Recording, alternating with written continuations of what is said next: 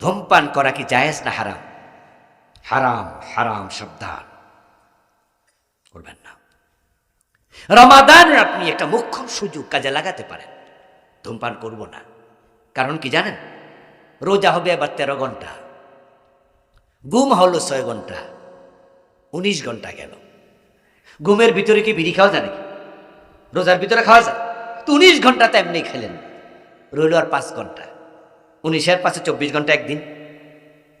আপনি যদি সিদ্ধান্ত নেন যে এই 5 ঘন্টা একটু কোন রকম কষ্ট মষ্ট কইরা থাকি, 1 সপ্তাহ প্র্যাকটিস করুন, দেখবেন যে 1 সপ্তাহ যাওয়ার পরে বিড়ির প্রতি আপনার আকর্ষণটা আস্তে আস্তে কমবে। 1 মাস চেষ্টা করুন, রোজা শেষ দেখবেন যে ধূমপানের কোনো আকর্ষণই মনে আর নাই। পৃথিবীতে সিগারেটের মতো বদনাম দুনিয়া কেউ নিজের করে না। আমার বন্ধু যারা দুধে পানি মিশায়, দুধের মাঝে পানি মিশায়া দুধ বিক্রি করে, এমন লোক বাংলাদেশে আসেনি? বাজারে হেরে জিগায়েন পানি দিছেননি, লগে লগে কি কইব? কবে এসব আমরা করি না। কোন বেটা স্বীকার করবে না সে দুধে পানি দিছে। কোন কথা বলার সময় এমন ভাবে মিছা কথা কইছে আপনি বুঝতে পারেন না বেটা মিছা কথা কইছে। যদি আপনি বলেন ভাই কথাটা হেসা না মিছা, তবু কি যে কোন আমার মতো হাজী সাহেব মিছা কথা কয়নি। দুনিয়ার কোন অপরাধী অপরাধ স্বীকার করে না, লুকায়া রাখে। কিন্তু সিগারেটের গায়ের মাঝে লেখা ধূমপান মৃত্যু ঘটায়, ধূমপান বিষপান। সংবিধিবদ্ধ সতর্কীকরণ, ধূমপান করা নিষেধ। আমারে খাইয়েন না, হে নিজে কইতাছে, আর পাবলিক দুধ বেচা বিড়ি খাইতেছে। গ্রামে গঞ্জে দেখবেন অনেক বুড়া মানুষ আছে, বাড়িতে সকালবেলা দুধ নিয়ে বাজারে যায়, বেচা আসার সময় বিড়ি টানতে টানতে বাড়িতেই। কি আশ্চর্য মানুষ, দুধ বেচা বিড়ি টানতেছে, বিষ খাইতেছে। এবং সিগারেট এমন একটা জিনিস, এটা তেলাপোকাও খায় না, বিড়ালে ইন্দুরে কুত্তাও খায় না। পরীক্ষা করেন, এটা বিস্কিট অর্ধেক খাই অর্ধেক ফালাইয়া, আধা ঘন্টা পরে দেখবেন পিঁপড়া খাইতেছে। একটা রুটির টুকরা ফেলে দেন, কুত্তা দৌড় মারছে। বিড়ালে পাইলে খাবে, তেলাপোকা খাবে। আর একটা সিগারেট মাঝখান দিয়ে ভাঙ্গা ফেলায় রাখেন, 1 সপ্তাহ পরে দেখবেন যে ইন্দুরও ধরবে না, বান্দরও ধরবে না, পিঁপড়াও মুখ দেবে না। হয়তো হেরাও জানে খাইলে ক্যান্সার নিয়ে হয়ে যায়। আর মানুষ সবচেয়ে জ্ঞানী মাখলুক, সৃষ্টির মাঝে সেরা, হেরা এটা টয়লেটে বইয়া ওটায়। কি আসেনি টয়লেটে বইয়া বিড়ি টানে? রুসি যে কোন ক্লাসে নামছে, ক্লাসের মনে হিসাব পিসাব নেই, লোয়ার ক্লাসের নিচে চলে গেছে। আপনারা যারা সিগারেট খাচ্ছেন, প্লিজ এ রোজাকে সিগারেট পরিত্যাগে কাজে লাগান। সামনে রমজান এসেছে, আপনি সিদ্ধান্ত নেন, পারবেন আপনি ইনশাআল্লাহ। ইনশাআল্লাহ আপনি সিদ্ধান্ত নেন যে আমি এবার বিড়ি পরিত্যাগ। সিগারেটে জাহান্নামে 3টি আলামত একসাথে পাওয়া যায়। কয়টা? কিসের? হ্যাঁ, জাহান্নামের বলেছি। কিসের? একটা হলো আগুন, জাহান্নামে আগুন আছে না নেই? আরেকটা হলো ধোঁয়া, জাহান্নামে ধোঁয়া আছে। আরেকটা দুর্গন্ধ, জাহান্নামে দুর্গন্ধ আছে। 3টা সিগারেট একসাথে ঢুকছে, 3টে জাহান্নামের আলামত। মুসলমান, তোমার মুখে কেন আগুন থাকবে? হিন্দু মরার পরে তার আগুনটা কই লাগায় বলেন তো? যারা জানেন তারা কথা কইতেও কোথায় লাগায়? আর আপনি মরার আগে লাগাই দিলেন। তাও তো বেটা মরার পরে অন্য রাজা লাগায়, আর আপনি নিজেরটা নিজে লাগাই দিচ্ছেন। সিগারেট খাবেন না তো? কয় না সিগারেট ছাড়বেন ইনশাল্লাহ। যারা খান তারা ইনশাল্লাহ করবেন, আর আমরা যারা খাই না আমরা ইনশাল্লাহ করার কিছু নেই। বড় খারাপ জিনিস। দৃষ্টি এবং জবানের হেফাজত করবেন, রাগ কন্ট্রোল করবেন। গ্রাম অঞ্চলে রোজার দিনে মারামারি বেশি হয়, এবং অনেক লোক আছে কাপুরুষ, রোজার দিনে বউ মারে। গ্রামে এটা বেশি হয়, কারণ হাল চাষ করে আসো তো, খেতে গামারে কাম করে রোজা রাখে, মেজাজ থাকে তিরিক্ষি, বাড়িতে আইসা বউয়ের লগে একবার মেজাজ ঠান্ডা করে ফিরাইয়া। দৃষ্টির হেফাজত করুন, জবানের হেফাজত করুন, মেজাজের হেফাজত করুন। রাসূল বলছে রোজা রাখা অবস্থা যদি কেউ ঝগড়া করে, তোমার মারতে উদ্যত হয়, ফালিয়াকুল ইন্নী ইমরুউন সায়েম, সে যেন বলে দেয় প্লিজ আমি ঝগড়া করব না, আমি কি রোজাদার, আমি রোজাদার। রোজার মাসে কাম কম, খাবার নাই, দাবার নাই, এই নাই, ও নাই, প্লিজ আপনার হিউজ সময় হাতে আছে। এর জন্য অনেক যুবক আছে তারা মোবাইলে বইয়া বইয়া নাটক দেখবে, টেলিভিশন দেখবে, ফেসবুকে সারাদিন শেষ। এমনটা যেন না হয়। সময় নেয়ামত, আল্লাহ সময়ের হিসাব। চোখের হেফাজত করবেন। পেটের রোজা না খেয়ে থাকা, চোখের রোজা পর্দা লঙ্ঘন না করা, মুখের রোজা মিথ্যা গীবত না করা, হাতের রোজা হারাম স্পর্শ না করা। শুধু পেটের রোজা নয়, পুরা শরীরে রোজা লাগবে। এর জন্য যাদের ঘরে জি বাংলা আছে, স্টার জলসা আছে, নাটক সিনেমা চলে, রমাদান উপলক্ষে মোবাইল টেলিফোন কন্ট্রোল করুন, টেলিভিশন কন্ট্রোল করুন। ঘরে স্পেশালি বলে দেবেন যে না, রমাদান মাস উপলক্ষে আমাদের ঘরে কোনো নাটক সিনেমা চলতে পারবে না। জি বাংলা, স্টার জলসায় কোন ইসলামী অনুষ্ঠান আছে তো কোন সিলেটা ঢুকবেন। এনটিভি, এটিএন, বৈশাখী, বাংলা ভিশন, এগুলোতে ইসলামী কিছু অনুষ্ঠান হবে। রমাদান উপলক্ষে আলেম আলেমদের বক্তৃতা হবে, এগুলো না হয় শুনলেন ভালো, কিন্তু জি বাংলা কি আসেনি কিছু? তো এটা ঢুকবেন কেন? এটা তো 24 ঘন্টা শয়তানি চলে। এত নিকৃষ্ট সিনেমা, এত নিকৃষ্ট চ্যানেল, 24 ঘন্টা কুটনামি চলে, আর এগুলো বাংলাদেশের লোকেরা খাচ্ছে। রমাদান উপলক্ষে প্লিজ চোখের হেফাজত করুন। যাদের পয়সা আছে ওমরা করুন। হাদিস হলো আল উমরাতু ফি রমাদান তা'দিলু হাজ্জা। সহিহ মুসলিমের হাদিস, প্রিয় নবীজি বলেছেন যে ব্যক্তি রমাদানে উমরা করবে আল্লাহ তাকে হজের সমপরিমাণ সওয়াব দিয়ে দেবে। বিশাল ব্যাপার। ইবাদতের স্বাদ কাকে বলে তা যদি টেস্ট করতে চান, রমাদানে মক্কায় যান। সুবহানাল্লাহ, যদি শেষ দশক পারেন তাহলে বুঝবেন যে ইবাদত কাকে বলে। আলহামদুলিল্লাহ, আমি মক্কায় ইতিকাফও করেছি, আল্লাহ সুযোগ দিয়েছিলেন। প্রতি রমাদানে যাওয়ার চেষ্টা করি। আগামী 25 তারিখও যাব, মার্চ মাসের ইনশাআল্লাহ। অর্থনৈতিক স্বাবলম্বিতা যখন আসবে, একসময় সাইদি সাহেবের কথা শুনতাম, আল্লামা সাইদি প্রতি বছর মক্কায় ইতিকাফ করে, প্রতি বছর উমরা করতে যায়। তখন আমরা ছাত্র জীবনে তখনই আল্লাহরে বলছি, আল্লাহ তুমি আমারও সামর্থ্য দিও, আমি প্রতি বছর যাব।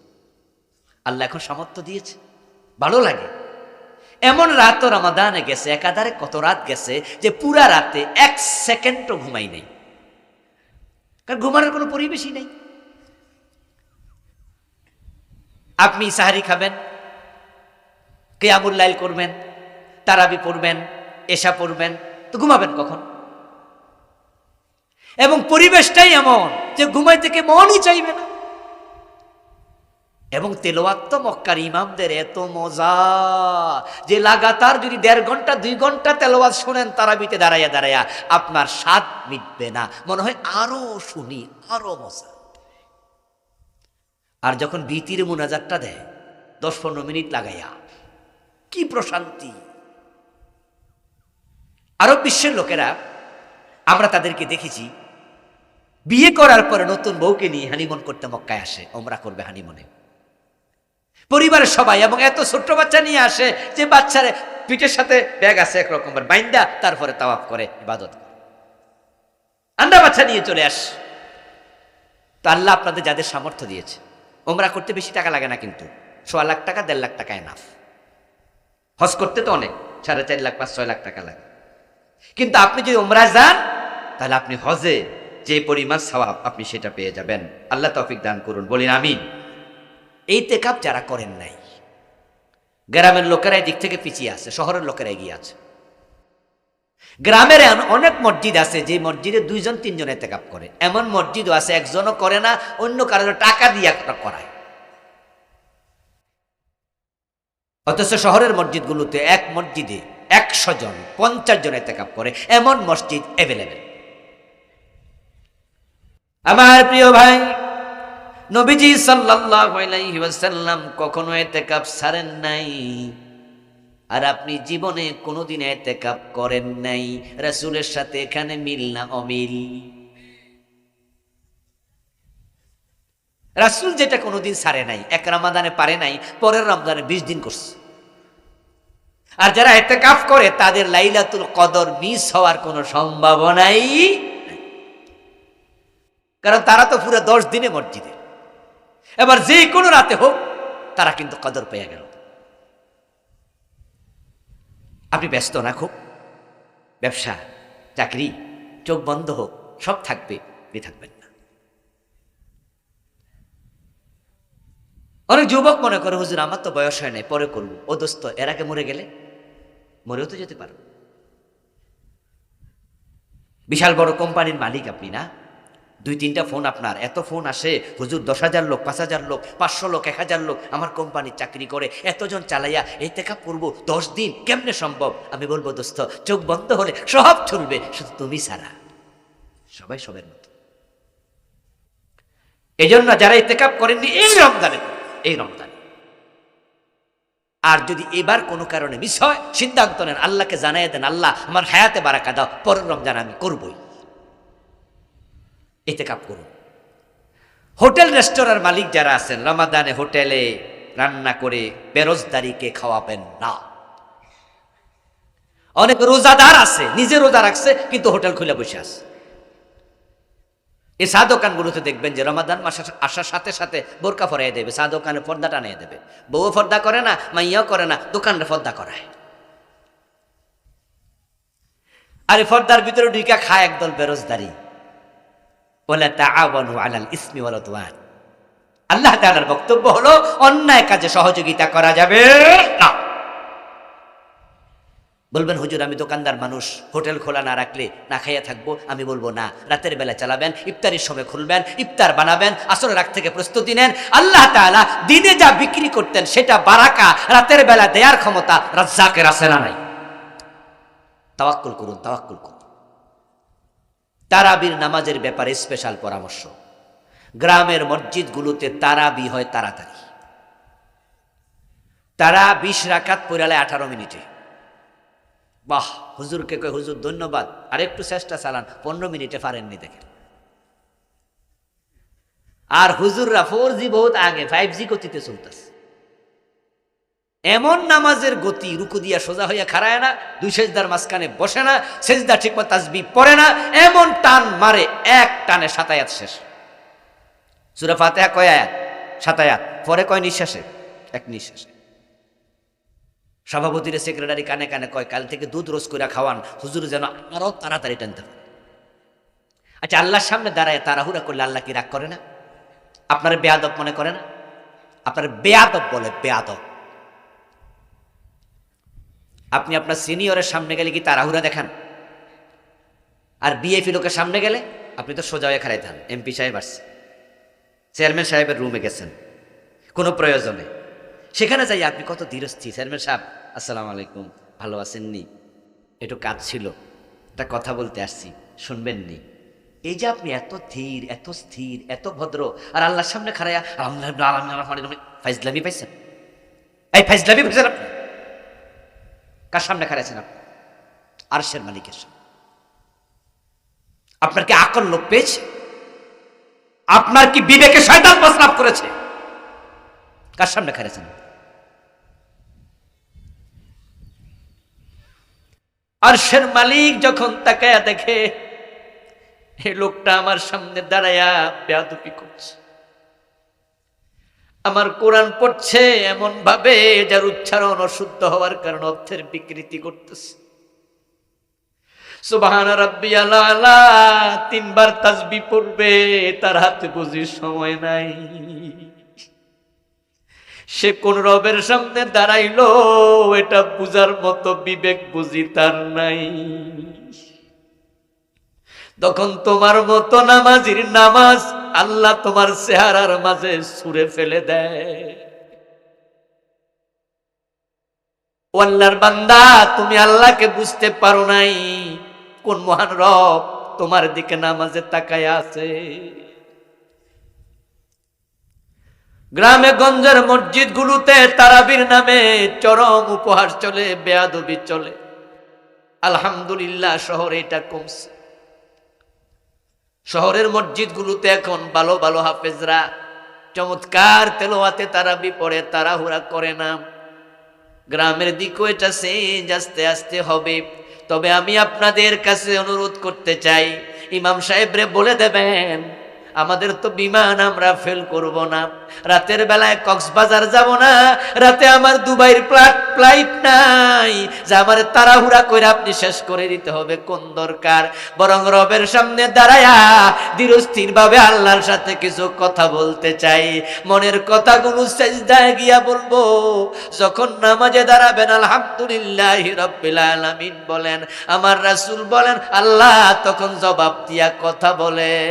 ইদা কালাল আব্দু আলহামদুলিল্লাহি রাব্বিল আলামিন ক্বালা তাআলা হামদানি আবদি, ইদা কালার রহমানির রহিম ক্বালা তাআলা আসনা আলাইয়া আবদি, ইদা কালার রহমানির রহিম মালিকি ইয়াউমিদ্দিন ক্বালা তাআলা মাজ্জাদানি আবদি। এভাবে আপনি একটা বলেন, আল্লাহ একটা বলে। বান্দা যখন নামাজে দাঁড়ায় ফাইন্নাহু ইউনাজি রাব্বাহু, আমার রাসূল বলেন সে তার রবের সাথে কথা বলতে শুরু করে।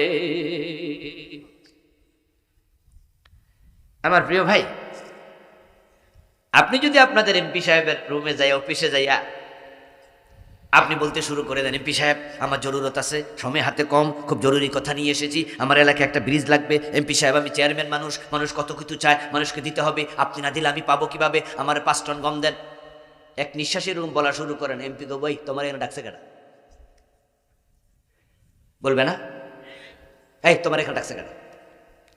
তুমি যদি তোমার প্রয়োজনে এসে থাকো তাড়াহুড়া দেখাচ্ছ কেন? বসো মিয়া, আর না বাইরো। কারণ আমার কাছে তুমি আসছো, তোমার কাছে আমি যাই নাই। এবার বলুন তো, মসজিদে যখন আপনি যান, নামাজে যখন আপনি খাড়ান, আল্লাহ আপনার কাছে আইছেন, আপনি আল্লাহর কাছে গেছেন, আপনি তাড়াহুড়া করছেন কেন? কিসে তাড়াহুড়া করছেন? এই জন্য ইমাম সাহেবদেরকে বলবো, আপনারা আল্লাহর সাথে উপহাসটা করবেন না প্লিজ, ধীরস্থিরভাবে নামাজ পড়বেন। আপনারা পড়তে রাজি আছেননি? আপনারা ঠিক হন, ইমামরা ঠিক হয়ে যাবে। আপনাদের কারণে ইমামরা বেঠিক হন। কারণ হুজুরের কানে কানে কয়, হুজুর আপনি যেমনে তারাবি পড়াইতেছেন, মুসল্লি তো বেশি দিন থাকতো না। তো হুজুর যদি মুসল্লি না থাকে তাহলে বেতন দিব করতে? আর হুজুর তখন মনে মনে ভাবে, ঠিক কথা তো, মুসল্লি না থাকলে বেতনও পাবো না, তো ফোলা আছে, মাইয়া আছে, পেট আছে, ফিট আছে, তো সংসার কেমনে চলবো? তখন এবার হুজুর তাড়াতাড়ি চালান, হুজুর যা, তোরেও খাইছি আমিও গেছি, আল্লাহু আকবার।